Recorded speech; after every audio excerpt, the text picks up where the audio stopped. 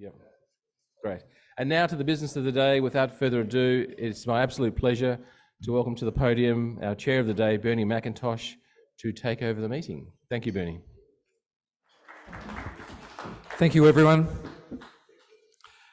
Just before I introduce Mark, just a reminder, the trivia questions will be due and will be self-correcting. So is it not? But you're all Rotarians, so I'm sure that honesty will be okay. And we'll be announcing the trivia questions after Mark has taken questions. Mark Anderson has had a diverse and very important role at the Melbourne Cricket Club. As Executive Manager, Club and Sport, a position he's held for the past 20 years. As part of a 30-year stint in the club's administration, he is responsible for the successful operation of the MCC Members Reserve at the MCG on event days. He also manages membership, disciplinary and governance matters, as well as overseeing the administration of the MCC's wide-ranging cricket operations and the club's other 13 sporting sections and 6 special interest groups. Mark is also more than a dab hand as Master of Ceremonies in many of the club's functions. Regularly performs the role of venue manager on MCG match days, working closely with the event, security and police teams in overseeing the smooth and safe operation of the ground. An MCC member for more than 30 years, Mark was a long-time MCC cricketer across various grades of the Premier Cricket competition, including more than 300 games and several premierships as captain. Post his playing career, he was chairman of selectors for 17 years and still serves on the MCC Cricket Committee. He's a passionate Melbourne Football Club supporter, still yearning to see a Demons flag at the home of football. I'm still yearning to see a flag. No one is more qualified to take you inside Australia's most prestigious sporting club as we head towards another AFL Grand Final. Please welcome Mark Anderson.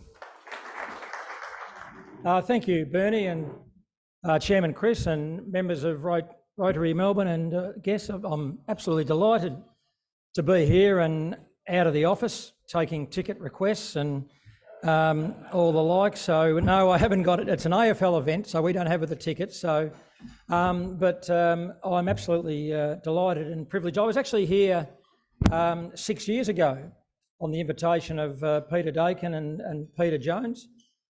So for those of you who were here 6 years ago, I'm sorry, I probably got all the same material. Not much has changed in 6 years down at the MCG, but what I thought I'd do to kick things off, it's always good to pad out a speech by bringing a video. That kills a bit of time. So we all know what a very, very special place the MCG is, and just to demonstrate that, this is a video that we play at some of our club functions, and I think it's just a marvellous reflective piece to show you how special the MCG is. So we might start with that. The MCG is colossal. A world-famous cricket ground and Australian icon.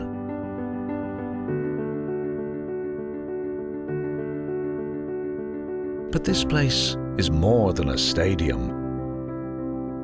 It's a meeting place for generations past, present and future. A place of firsts and lasts. But Karen McCann defends her title and wins the goal. Victories and defeats. Humanity's greatest achievements and rawest emotions. That's what you did! You stuck it right up them! A place where on entering, it's easy to feel small. Because we're reminded just how much bigger the world is than ourselves.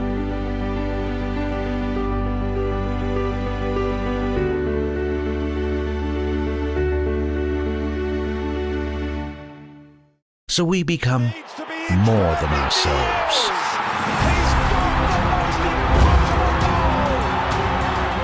We become lost in our surroundings, lost in the action.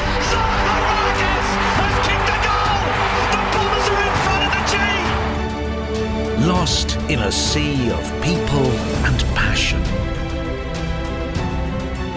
We become one with each other, a single team.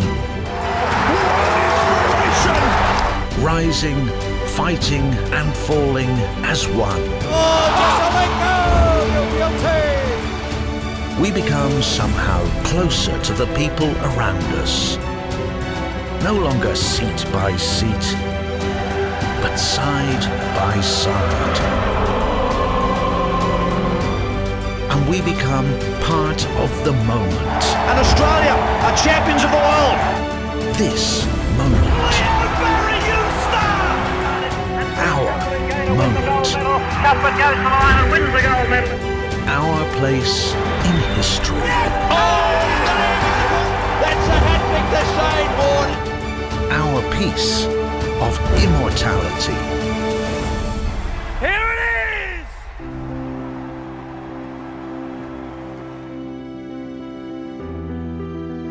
The MCG is more than a stadium. It's a meeting place. A special place. A place where greatness is born. And it's calling us.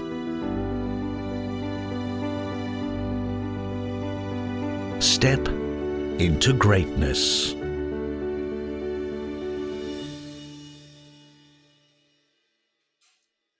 There we are. So step into greatness is a bit of a theme for us at the MCG, and I'm sure there's about 22 players who'll be hoping to do that on Saturday afternoon. And sorry for those Collingwood supporters just to relive the Dom Sheed goal just in the final minutes of the 2018 Grand Final. How many members here, or how many people are members of the MCC? There's a few. Oh, well, I'm sure you'll know what I'm talking about. So forgive me for those. Just a bit of an education piece about the relationship between the Melbourne Cricket Club and the MCG. The Melbourne Cricket Club will become 185 years old on the 15th of November this year. And only last Saturday, the MCG celebrated its 170th birthday with the club settling with the police paddock in Yarra Park there in 1853. It was the fourth site of the Melbourne Cricket Club. It virtually started down around Spencer Street and had a few sites along the Yarra and before settling in 1853 to Yarra Park. And one of our late great presidents, Donald Cordner, a Brownlow medalist, a great footballer and a great person of the Melbourne Cricket Club, coined the phrase, I think, that the Melbourne Cricket Club is a private club with public responsibilities. And we're a private club now of 150,000 members spread across three categories. We've got 190,000 on the waiting list. And we have the public responsibility of managing and running the Melbourne Cricket Ground. And not just the Melbourne Cricket Ground, we also have 80 acres of parkland in Yarra Park to look after as well, that we took over from the Melbourne City Council some years ago. So it's a big responsibility, one that we take very seriously, and the committee over the years and management of staff have done such a magnificent job in doing that. As Bernie mentioned, the club is more than just the 150,000 members. We're really proud of our 13 sporting sections that compete in a range of activities and community sport, from tennis, lacrosse, hockey, baseball, cricket, you name it, football, croquet. And we're delighted. Our hockey section actually won the state premiership last weekend. Our cricketers won the premiership last cricket season.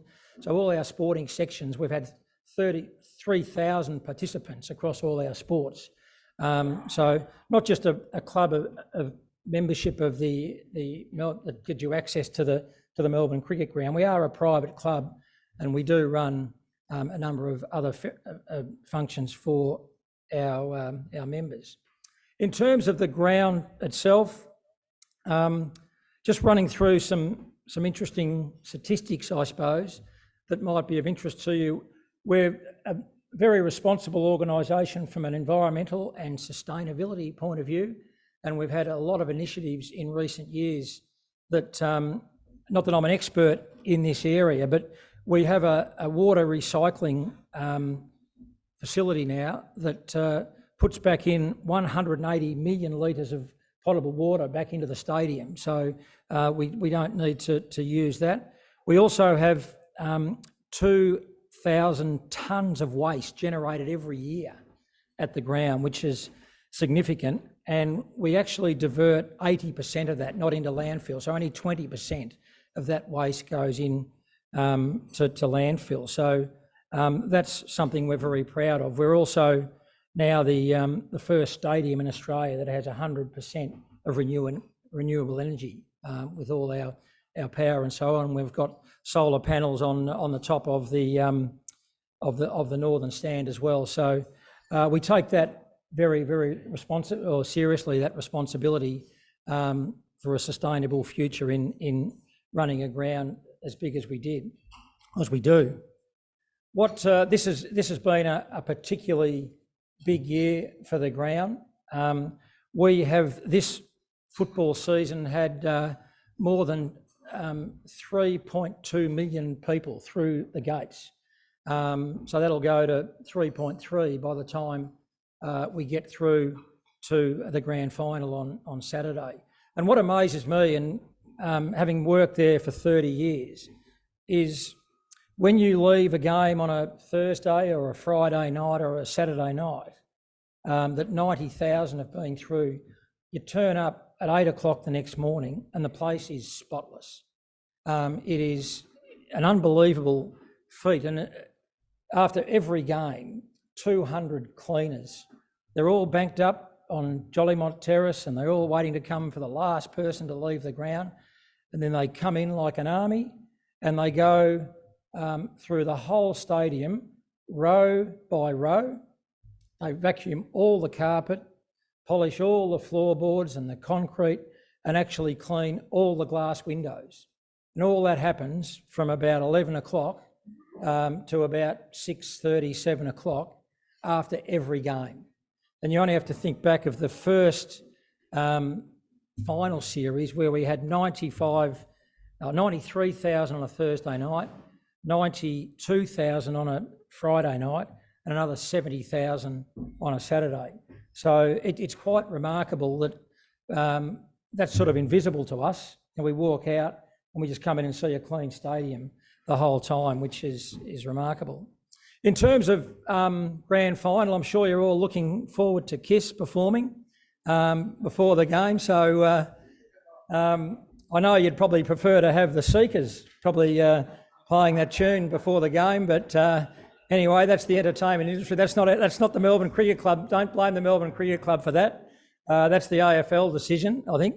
I think Andrew Dillon, the new CEO, is a fan of KISS apparently. So I'm sure they'll go out. But if you are there, that might be a good time to go to the bar or something like that when that's happening. But in terms of putting on an event like the grand final, people say that, this must be your busiest week of the year. Yes, it's busy, but by no means it's not the busiest, because we do it every year. We know what's coming. We've got 100,000 people coming into the place, and it generally works like clockwork. And we'll have something like 4,000 staff working on the event. We'll have about 1,000 of our MCC staff. There'll be probably a couple of thousand of catering staff around the ground. We'll have 80 first aid staff and probably 200 security staff, making up another 4,000 people in the venue to make sure it's a smooth grand final. From the club's point of view, it's a real interesting day for us. We've already got some people queuing because all the public seats are basically sold. And the way we do, and this is what our members want, that we do about 14,000 of our 23,000 capacity are sold in advance through a ballot. And we've got about 9,000 spots that are available on an unreserved basis when the gates open at 8 o'clock. we've got 65,000 live cards that can walk in. And somehow over the years, we've never locked anyone out of a grand final. I'll never say never. It could happen. Maybe if Carlton played Collingwood, we might have been in a bit of strife. But somehow it just seems to work itself out. And we'll get to work there at 4 or 5 in the morning. There'll probably be 3,000 or 4,000 people in the queue. By the time we open the gates, there'll be 7,000 people will queue up, and the infrastructure's there in Yarra Park. It's like a little cattle yard that we have done a lot of work in that to make it fair and no one can breach the queue. So we let 7,000 in. We distribute them all the seats. They go and take their seats. We give them a seat ticket for the seat they've chosen, and then 6,000 go back out again. We keep 1,000 in who might just go and read the paper and have a breakfast, but the rest of them go home or go into town, and they all converge back. And we get another probably 2,000 who probably come. All the seats may be gone in that first hour or so, but another 2,000 turn up to make that 9,000 and make our 23 capacity. And we'll have probably an attendance, and if you're having a bet, I'd bet on 100,024, because that's our capacity. So it won't be a person over that, because we can't publish anything over that. So, I think it's been about 100,024 for a couple of years now. So if you're going to go anywhere, just go 1 or 2 below that. But in terms of catering, there are some enormous statistics which probably don't surprise you. We'll go through 1,500 kegs of beer. We'll go through about 9,200 slabs of beer. So that's about 220,000 cans. And in terms of meals and so on, there'll be over 4,000 or 5,000 plated meals served around the ground. And from a culinary point of view, that's about 4,000 hours of preparation, which is going on now, preparing all those meals. And, another 2,500 hours of work on the day to deliver those meals. So it's just a massive operation. I could go through all the stats of hot dogs and buckets of chips and the turnover, but it's a massive operation that works like clockwork, year in, year out, and we just hope that this one is another grand final. As a Melbourne supporter, and I know there's a few scarves around where some of our teams have exited the finals a bit prematurely, unfortunately. But as a Melbourne supporter, I certainly can't barrack for Collingwood. I think that's tradition. So I'm on the Brisbane bandwagon to get the points. But we hope it's a great day. And the great thing about the weekend is it's going to be 27 degrees. So for us, that's another dimension for us. We've got a dress code in the members' reserve. Got to wear a collared shirt. You can't wear thongs. You can't wear board shorts and all that. So we'll obviously have staff, monitoring all the dress code and all those things on grand final day. The other thing about the venue, while we are a sports stadium, and it's said in the video there, we have 1,500 functions at the ground through the year. And we're competing with places like this and Crown Casino for all sorts of corporate functions that happen through the year, and we are an open air concert venue as well, and this has all got to tie in with our hirers with cricket and football. But I'm not sure if you've got any Taylor Swift tickets for February, but you'll be able to get rid of those for a nice penny if you've got some. But even the Ed Sheeran concert earlier in the year, it's quite staggering. I talk about the operation of the venue. We had 108,000 come to a concert one night, and the next night we topped it and had 109,500 come to see Ed Sheeran play a concert.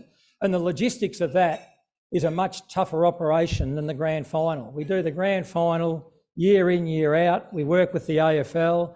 I know the footprint of Yarra Park, it's all about fan engagement now with all the footy festival that happens out in the park. It's a big operation, but when a concert comes to town and you're dealing with promoters, it's a massive operation when they're carting stages around and you've got to put all the terraplast down to protect the turf. And it's just a massive operation these days that we are very proud of the diverse nature of the way the MCG operates these days.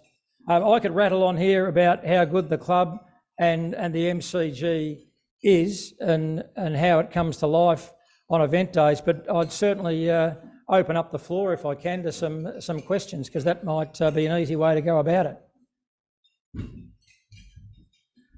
Thank you, Mark. Thank you for your speech. And we've got a few minutes for questions. If you could please advise your name and the team that you are supporting. That'll determine whether we take the question or not. Bruce Davidson, Melbourne. I'm an MCC member, and I'd like to congratulate you, Mark, on the way the lineup works on Grand Final day. I mean, it could be a schmozzle, but it's always very well organised. And my first question is, what time should I get there to get a decent seat? You don't need to answer that. No, that's the most obvious question. On all our data from this is an interesting point that we deal with. As I said, we've got 65,000 people who can attend.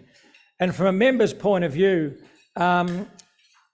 everyone even all our operational staff say, why don't you reserve all the seats? Cost us all this money to put this infrastructure in the park of queuing and issuing the seats and getting them out. But the moment we did that, we might get 40,000 people who'd apply for a seat, and we'll tell 17,000 people they can't come. And we haven't told anyone they can't come to the grand final yet. We haven't locked the gates.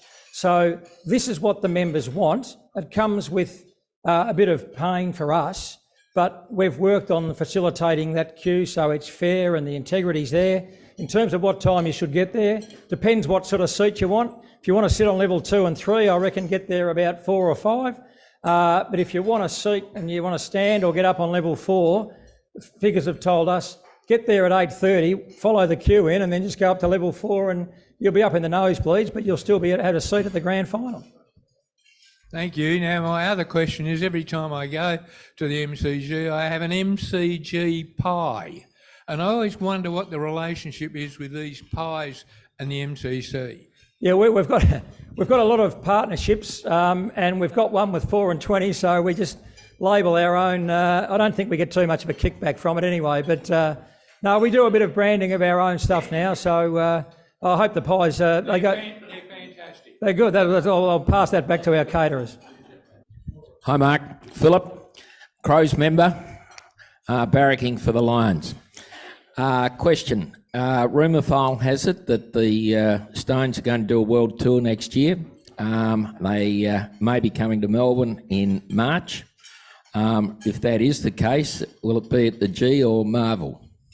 All the promoters keep it very, very quiet. The unfortunate thing with us, we could probably take, the promoters come to us quite a lot, but we can't actually take a lot of concerts because we've got to work within a window of time with our hirers. And if it's going to be in late March, like we've got Taylor Swift we've committed to in February, and if it's going to be late March, I don't think the AFL will be too happy with us before round 1. So I've got a feeling that one, we've had them at the G before, so this time they might be at Marvel. Thank you. Peter Dakin, Mark. G'day, Peter. I've heard of you. 66-year member of the MCC, I am. And one of the great committee members, of course. Okay. I thought it might be interesting. We see on TV all the seagulls that gather around the ground. When I recall being on the committee, we put wires across, trying to stop them, a hawk. But I might like to hear from Mark what we actually do now to keep the seagulls away. It used to worry me when the parachutists would come into the ground, whether they'd get caught up in the wires.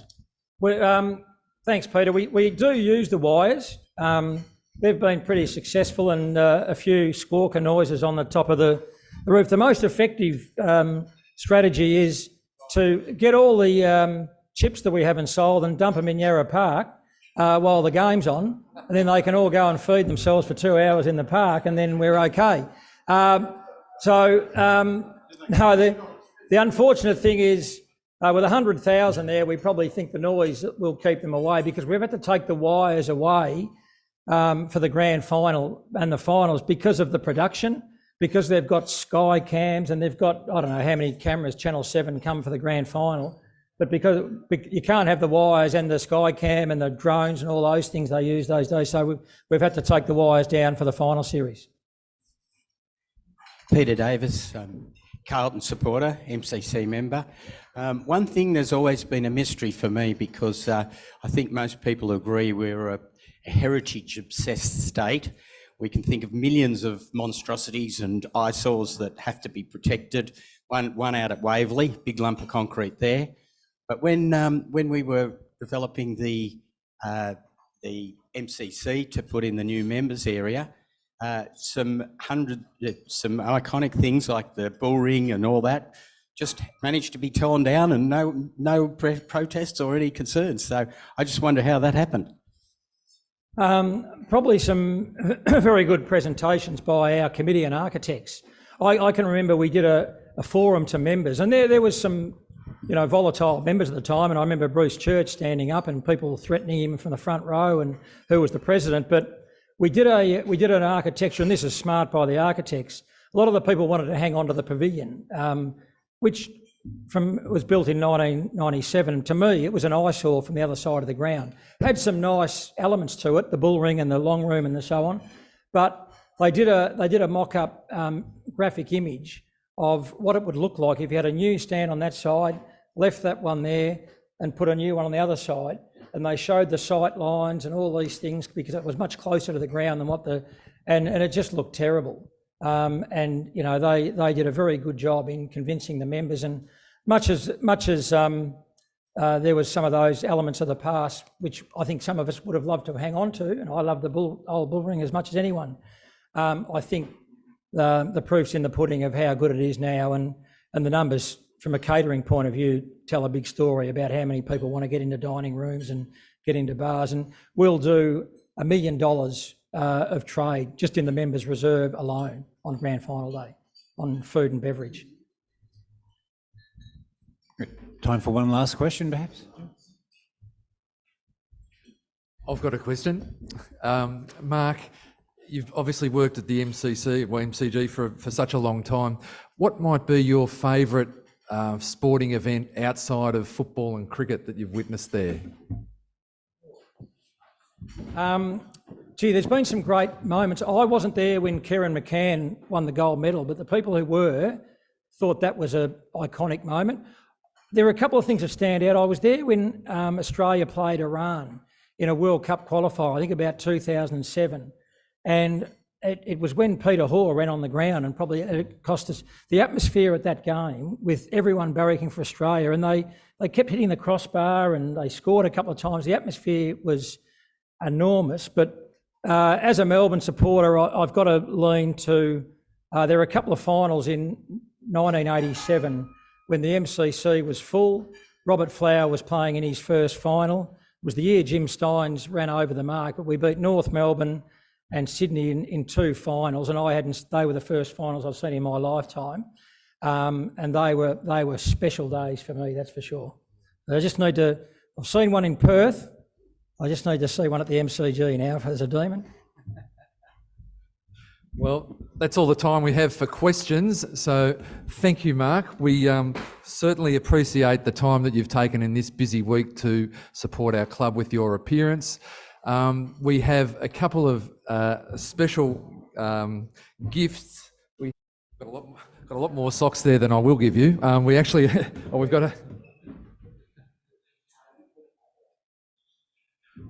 one pair of Rotary socks produced by our beloved member Phil Endersby. So thank you very much. And there's also a Rotary memorial coin in there as well.